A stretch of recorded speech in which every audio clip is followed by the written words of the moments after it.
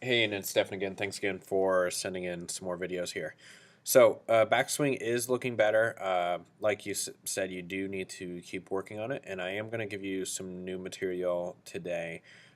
Some of it will be additional to the backswing, and some of it will be new to the downswing. But first, I just wanted to do a very quick overview again, just to make sure we're on the same page with what we're doing and where we're going.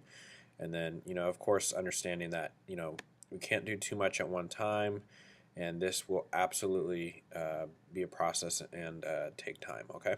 So, one of the things that you did very nicely in your swing is the path of your club is pretty good, right? And that's very, very important.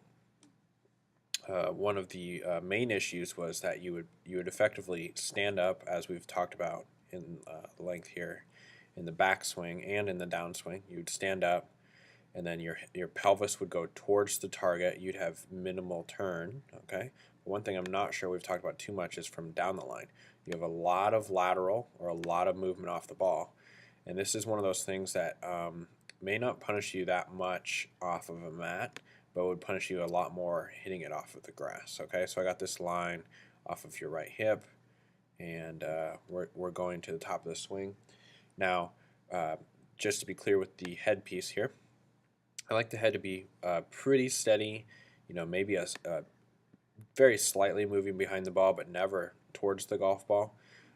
You're moving it just a little more than I'd like, but the main take-home piece is that, and again, it's kind of hard to see with the dark pants and the dark background here, but your right hip is definitely moving through that orange line I drew at address.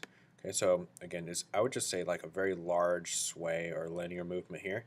And then on the downswing, more of the same. So the head's going to probably move close to a foot, and the lower body is going to move probably at least that, if not more.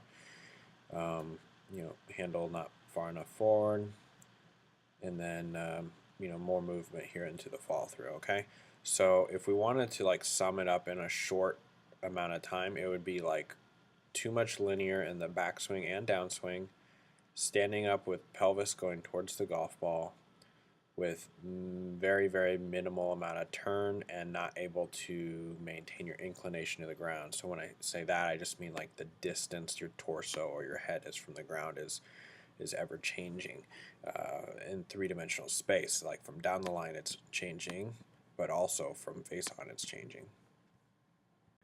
Okay, so I'm going to start running over some of these changes here, and we'll start with the down the line pieces. So you are definitely doing better with the stretch piece, and I believe that is going to be critical for you for quite some time, probably at least a month or more. Feeling that stretch in the rib cage or that crunch in the rib cage, whatever it is that you prefer.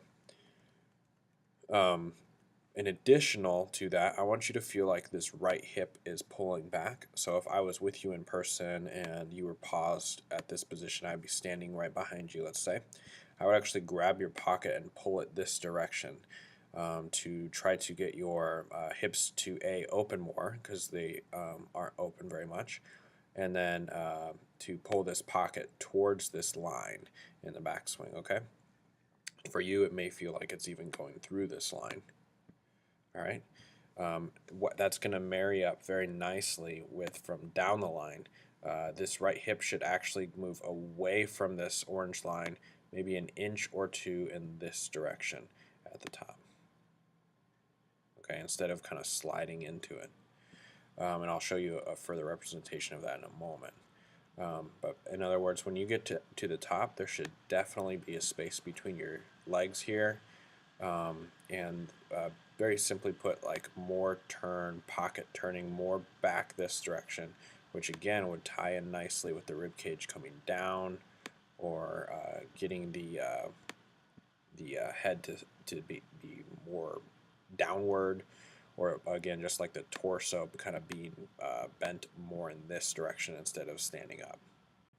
And then very nicely for you, the downswing is actually going to have similar feels, but just in the opposite manner. So you're, like we alluded to last time, you're going to feel this crunch, but I want you to add in there that this left pocket is going to pull back towards this line. So let's say you're in your apartment and you're just going to the top of the swing. You could put maybe like a chair back here. A very poor drawing, but bear with me. You know, chair in your house or apartment there, and you could feel the left pocket actually running into that chair on the downswing. Okay, and this is again is going to help you turn more, and it's going to go nicely with the adding of this crunch, and it's going to have more of that side bend that we talked about before. All right, I have this other player here on the right. You can see the camera is clearly moving around, so I really can't draw lines on it, but you can definitely see the pelvis is actually working towards the target, or a feeling I like to use is the tailbone. So imagine like the tailbone is actually moving towards the target in the backstroke here. So this ties in with that that line here that I was drawing with you earlier. So again, the tailbone will be going in this manner. And again, utilize mirror work, video work for all this. If possible, you know, do some of this work in your apartment would be really good, where you have some reflection to look at. And then we have Dustin here. We'll draw a quick line on the backside, kind of run over those swing thoughts we covered earlier down the line.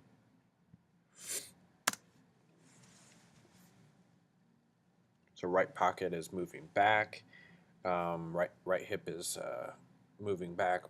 Hips are definitely open or closing. We're seeing like more of a the backside kind of like pushing through this line here on the downswing. Again, able to see this crunch and then this curve in the spine instead of like the pelvis moving in, kind of standing up in this manner. Okay. So again, I would practice this. Utilize the chair drill in your house, and just take this very slow, chip shots out there at very slow speed. Check on the camera to see if the alignments have changed. If they have not, slow it down even more and exaggerate it even more. You know, even if part of your practice is hitting the ball 50 yards, okay, full swing. Just to see if the picture has changed. So in other words, if you're going to spend 30 minutes at the range, maybe 15 of those minutes is going at below 50% speed, just really working on the motor pattern, and the next 50 minutes is maybe hitting things a little bit more full speed. As always, let me know if you have any questions, and best of luck.